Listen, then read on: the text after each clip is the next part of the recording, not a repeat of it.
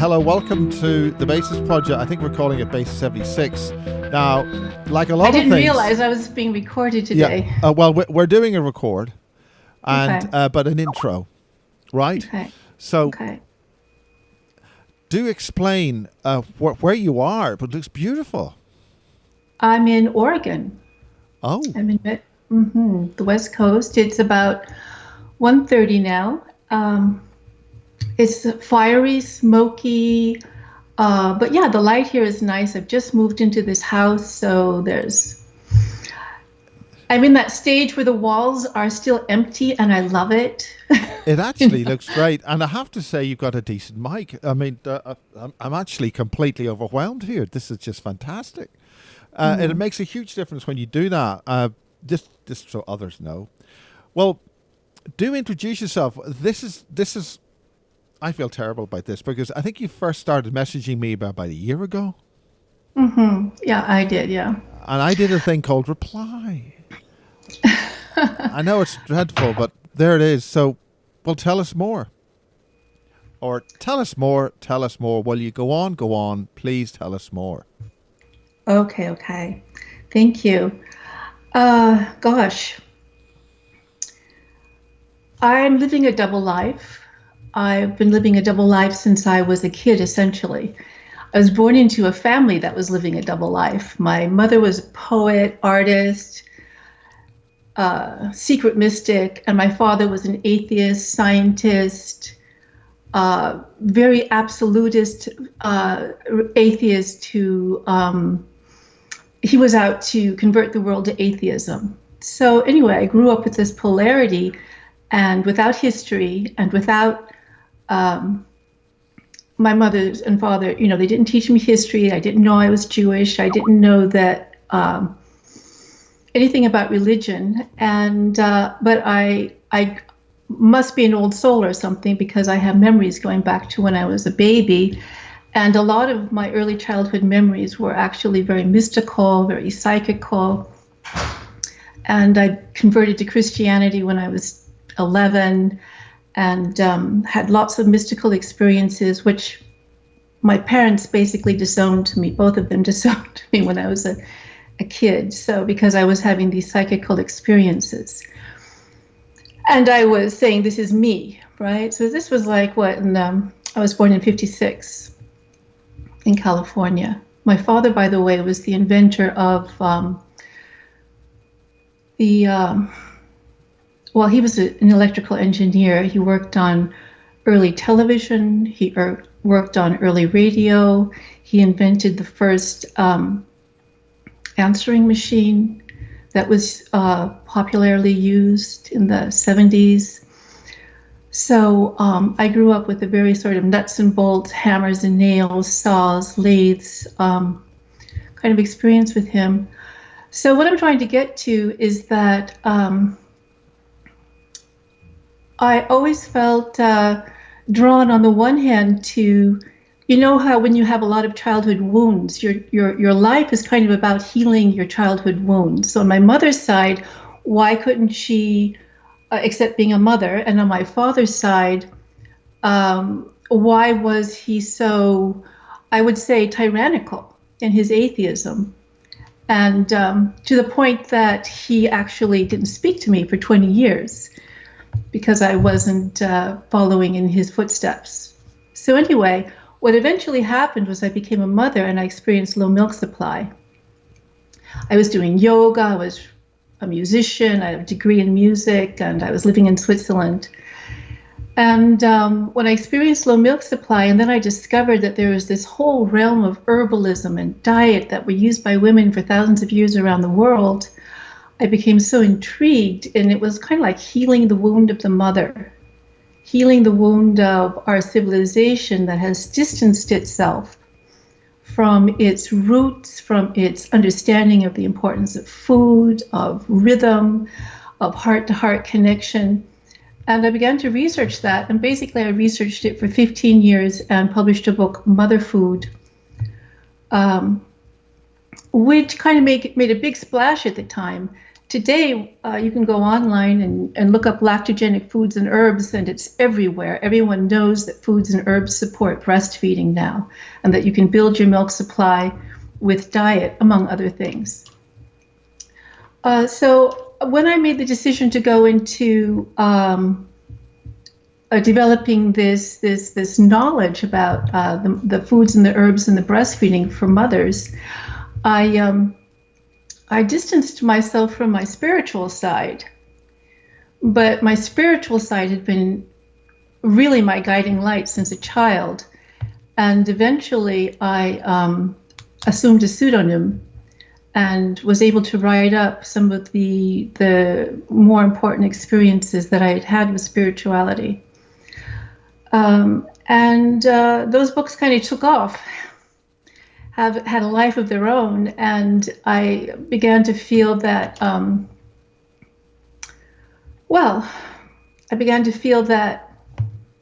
I was never able to live my whole self, because on the one hand I had my psychical world, and on the other hand I had my mother counseling world, and if I wanted to be respected in the health realm, which is very important.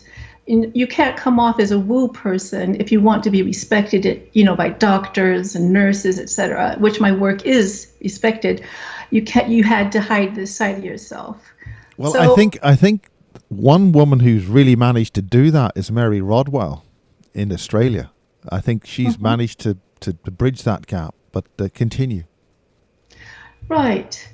So, both aspects of what I do are a kind of a bridge, to use that word. When I was 17 years old, I was introduced to a meditation teacher, and I started to have huge breakthroughs at that time. I started to see auras, became very psychically sensitive, and was introduced to this amazing teacher who taught a kind of meditation that takes energy into the body, opens up the chakras at different levels, and actually expands the aura and solidifies, evolves, I don't know the right word to use, the energy system, so that it's possible to go up, as it were, and actually to send the psychical self up different levels. And I would say that that's called the Roseway meditation. I would say that using the Roseway meditation, people are able to have experiential experiences of God, or of expanded consciousness, or whatever you want to call it, telepathy, remote viewing, healing, working with energies. And I developed this system then when I went to Europe and I was studying music, and this was in the mid-'70s, and there wasn't very much available in Europe at that time as far as like meditation teachers. And I really wanted to continue learning, but because there was no one to learn from, I began to teach. And when I began to teach, I began to develop a whole system and realize how the Roseway meditation could be used to help people who don't have kind of access to those sides of themselves to get it very quickly. It's almost like if you want to, people say they take LSD and they have a breakthrough experience of God, or they take ayahuasca or whatever. The Roseway meditation is kind of like that. And, instead of like... Well, I caution taking any drugs, because it does poison the inner eye, and it gives you false experiences. It doesn't really give you the real deal. So explain what all this is. You have to ask a more direct question right now. What is the Roseway meditation? What exactly does that involve? I mean, you've found a route into finding this higher consciousness, and so how does that work? And I certainly agree with you about Europe. I think in this country, in this current era, there's a wonderful woman called Sue Allen in England who assists in courses and things. But please explain your pathway to this. That's right. So at that time in the 70s, there were people in England in particular who were doing all kinds of healing and psychic work. But there was very little, let's say, there was people doing it in the Alps, in little enclaves, but it wasn't like today where you can go on websites. So or there are like teachings that are being published and practiced. And so anyway, I was really guided to this teacher. I mean, everything is a story. Nothing came in my life that was anything less than magical, which I know that you have a lot of the people that you know have that experience. Well, this is truly wonderful. I'm enjoying this so much. I mean, your pathway and how you find it is giving me a great deal of satisfaction. Thank you. Yeah. Right. So I spent a lot of time in my early 20s trying to decide what is the ego, what is the self, what is the spiritual self, all of these things. And I've kind of left all of that. I don't think that that's very important for me personally, for the way that I hold my own experience. I had some conflicts that I'd like to tell you about, though. So after I had been teaching the Roseway meditation, and I taught it in Basel, and I taught it to through the Parapsychology Association of Basel. And then I met Hans Bender in Germany, and I taught the Roseway meditation at his institute for a while. And now, I actually because of, is this anything to do with rosary beads that the Catholic would use? Is it any connection that way at all? And in a way it is, because the man who taught the Roseway meditation, his name was Joe Kapersky. And I actually wrote a book about the Roseway meditation that you can find on Amazon. And I describe, he was a Christian and Catholic background, and he was a psychic working in Los Angeles in the 60s. He didn't want to be a psychic. It's kind of like he was propelled into it through a series of events, and he pulled away from it because he didn't like being used by spirits. And then finally someone came through who said, I won't use you. I will be connected to you, and I will teach and evolve with you, but you won't actually be a medium. And this was a higher teacher, a Chinese teacher called Lucen. And Lucen taught Joe the Roseway meditation. And Joe would open his house 3 evenings a week and 1 morning. And those sessions lasted 3.5 hours each time. And you had anywhere from 10 to 30 people doing this together, which was very powerful, because when you expand your auras together, it creates a tremendous vortex. And so when you kind of go up together, it was just an extraordinary experience. And we would do, it's called the opening phase of the Roseway meditation, in which first you invite God's light, and there's an invocation, a kind of a prayer, and then the light enters your body from the top of the head to the bottom of the feet. Now, what do you call God? I mean, it's a severely tainted ideology now with what we've seen going through the established religions, the 3D world, authoritarian, organized religions. But is this source, or what would you describe that as? How would you really say that? Well, in my books that, again, I publish under the name pseudonym Dana Williams, I go into this and I say I'm going to use the word God because it's how Joe used it, and because I feel that we have so many shadow sides associated with the word God, right? So if we stay with it, we can purify it. Yeah. I mean, this is very different. I mean, in Ireland, we had a comedian called Dave Allen, and he would always end his comedian shows, which is very clever. May your God go with you. But right. I'm so disheartened with the way things have worked out in Ireland with these horrible cults who've taken over Christianity. Now, you've converted to Christianity. In what brought you from where you were to that, to therefore use what we're talking about? Well, yes. Okay, so I was 10 years old when my parents divorced. And I was crying one day in school, and a couple of kids from class caught up with me on the way home and befriended me. And one of the girls, she was the sixth child of a Lutheran pastor. And basically their family adopted me. I became the seventh child.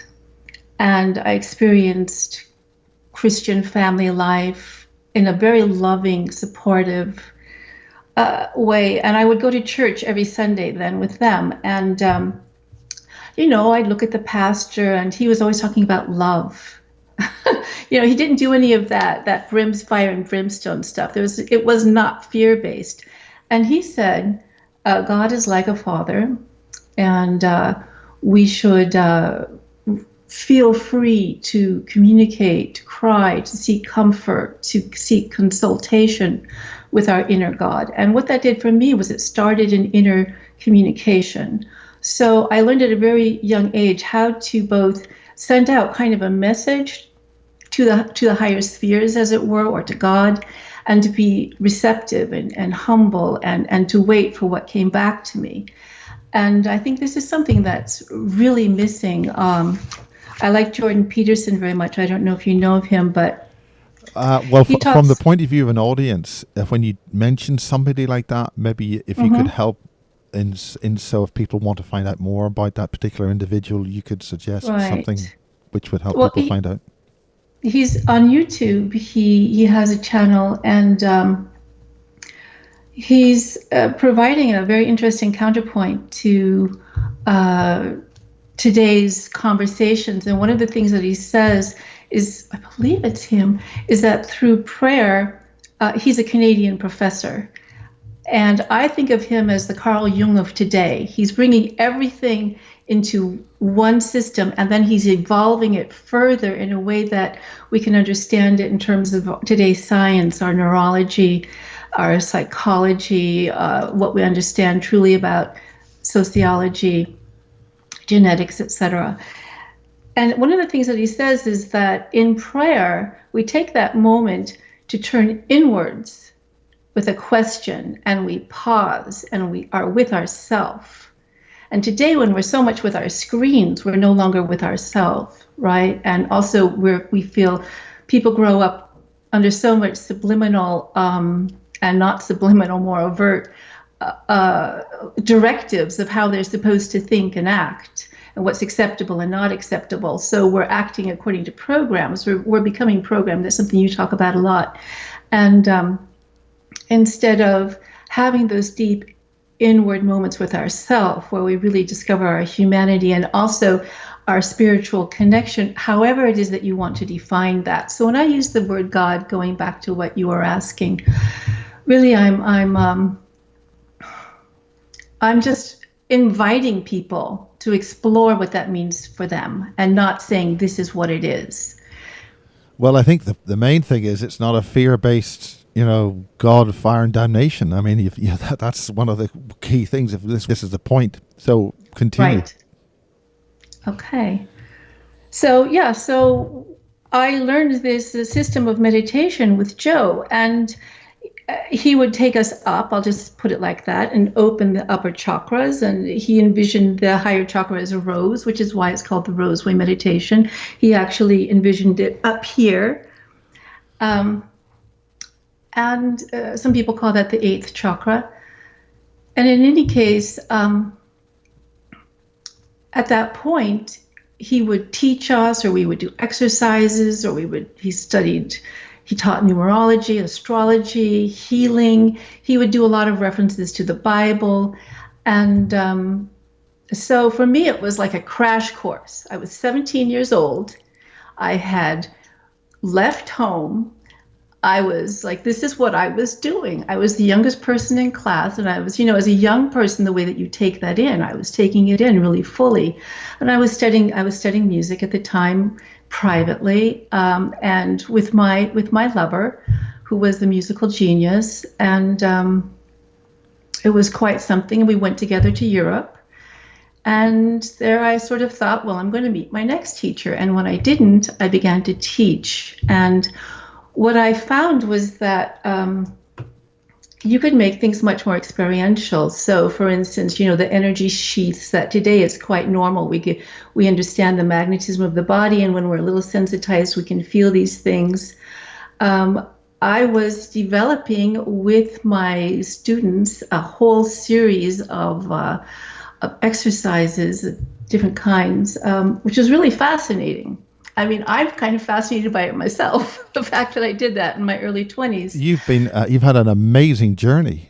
You've deparented. You've established your own field, and you've made strides. And when you didn't have a teacher, you became one. This is fantastic.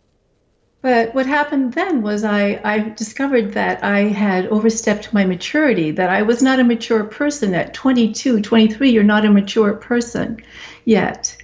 And so I pulled back. And as I was pulling back, I met Spiritual Master in Switzerland. And again, that's a fantastic story how I met him. But his name is Hugo Meyer. And he lived in India for 17 years in the tradition of Ramana Maharishi. You may know him. And that's TM, Transcendental Meditation. Yeah. No. Ramana. He was in Tiruvannamalai, and in the mid-century, he's considered the father of the saints of the 20th century. He's considered the greatest saint of the 20th century. And Hugo had an inner connection to him. He had already, Ramana was already deceased at the time that Hugo was studying. He was a naturopath. And when he had his full enlightenment, he went to India and studied with some of Ramana's followers and became a teacher in his own right. And so I would go up now in Switzerland in the summers and sit in a completely private ashram. Today everybody knows all the ashrams, or it's a cult, or you have to pay all these things that you're talking about. One of the things I noticed right away was that both of my teachers, Joe and Hugo, were voluntary. You paid what you could. There was no fee up front, which is just amazing. Now, you won't find that anywhere today. Where are these ashrams? What does that mean? What part of Switzerland, for instance? This was in Wallis, in the southern part of Switzerland, in the Alps.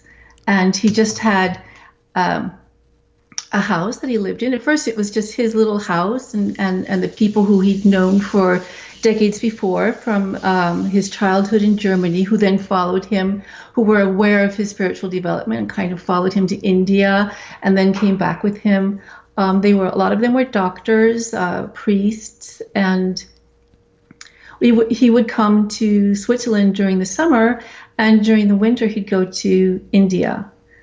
And he had a little ashram in India, and gosh, I'm not aware of the name of it, but I can get it to you. You can flash it here. But anyway, yes, it was a very humble thing.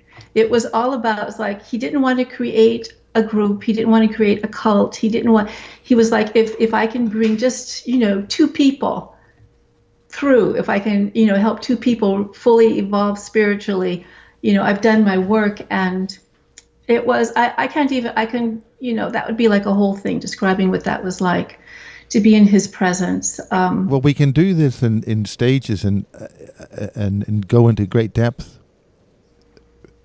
And because you mentioned the uniting energies together, like your biogenic field, is that correct? Yes. So what Hugo was, though, Hugo was so vast and so deep, and he would just take you to states of quietude and transcendence and peace. It was otherworldly. He was like, and so I realized that there are different paths in spirituality. There are paths where you can consciously evolve your aura, which is what Joe was doing, and go up and be in communication with guides and spirits. And then there's the path which Hugo described, the direct path to self, to source, if you will. And that you go through there's all kinds of, that's more like, today we call that Vipassana, because it's like you are with what is, and it evolves, and you get cleared out, and it evolves your character. Yeah, that's fine. And this is really a wonderful exploration and of pathways and spirituality. How would you like to develop this in terms of how you describe this in interviews? Well, thank you. As I said, I wasn't really aware that we were going to be recording today. So, Well, it's a sort of an exploration and crash into it. And how do you think we should discuss this? How do you think you want to push this? well, one thing that I want. Okay, so I don't know, but in terms of interviews, but I would like to say that my work for mothers and for families is very important. There's so much that is wrong about how women are entering motherhoods and how they're being supported and how children are being supported. And this is really so close to my heart, as I talked about in the beginning, the wound of the mother. What do we think about today? How does civilization be healed? It's healed when at least the initial relationship between the mother and the child works, when at least that breastfeeding, and I say not even the breastfeeding, I mean, that's optimal, but if there's no breastfeeding, and even if there is, the heart-to-heart connection, really the energetic awareness of our sacred being.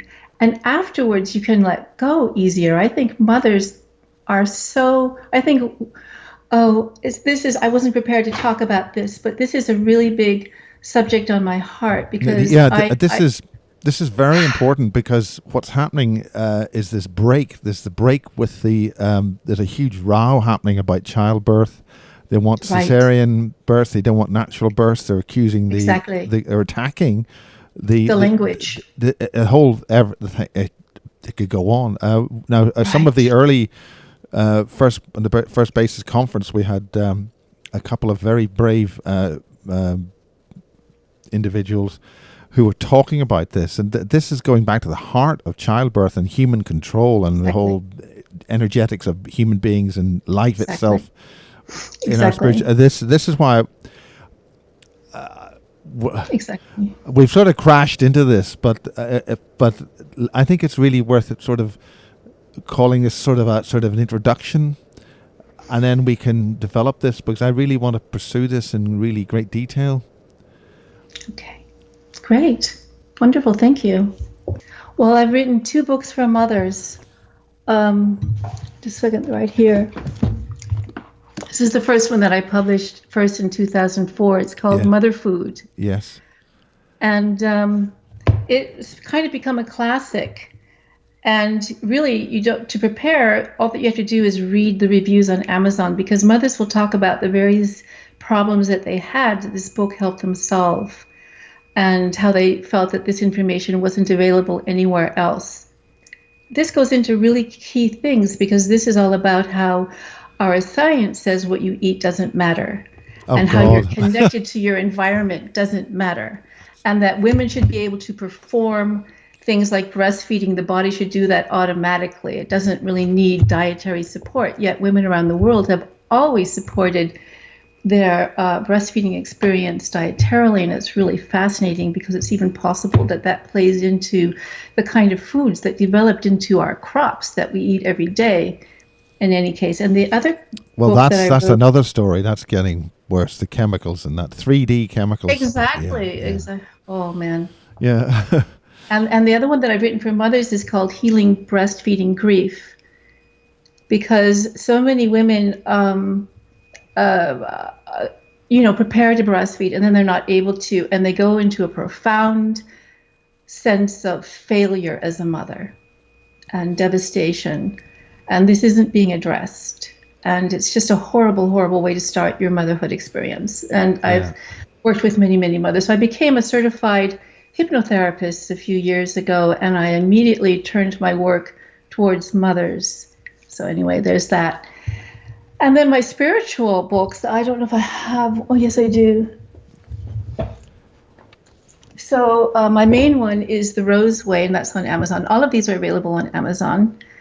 And this is now you've got different names there. Is that a different name? That's right. It's a pseudonym. Okay. Because I wanted to keep the 2 worlds separate, so you can put on this like Hilary Jacobson, Dana Williams / Dana Williams, I don't know how else to do it. I mean, I'd really like to bring them together. I'd really like to live a life where I can feel like a whole human being, like I'm not having to separate myself out into different areas.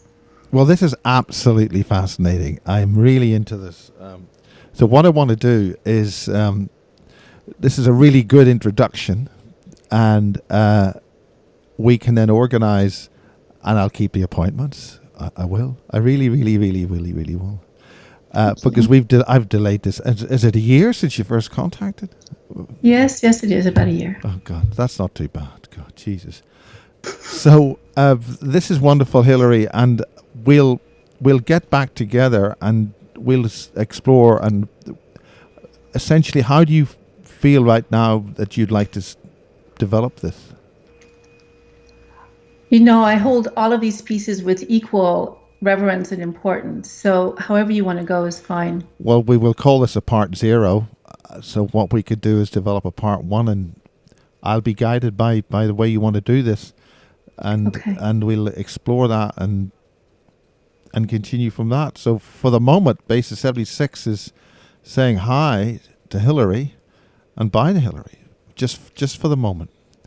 And bye, Miles. it'll be good to see how the painting and the house develops and things.